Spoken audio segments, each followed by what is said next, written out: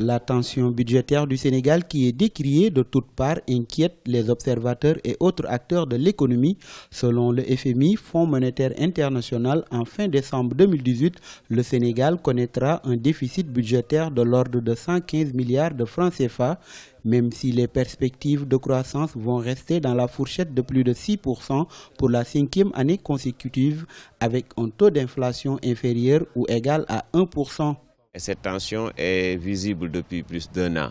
Nous avons alerté et nous avons dit que si on ne fait pas très attention, on va vers pratiquement une banqueroute.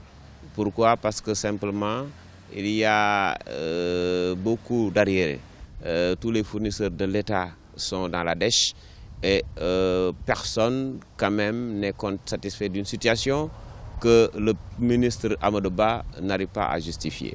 Une mauvaise gestion de la société nationale, la Poste, les manquements dans les passations de marchés publics, la réduction des recettes intérieures et la subvention du secteur de l'énergie dans un contexte de hausse du prix du pétrole sur le plan international, telles sont les causes avancées de cette tension budgétaire.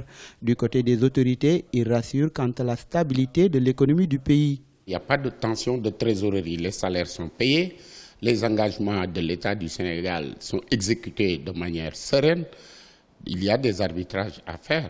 Avec une croissance qui monte en flèche vers 7%, un déficit budgétaire qui est passé de 6,7 en 2011 à 3,7 en 2018, avec la maîtrise des dépenses publiques, une rationalisation des dépenses publiques, vous ne pouvez pas ne pas avoir des distorsions sur le plan budgétaire, mais ça compromet en rien l'équilibre macroéconomique de notre pays.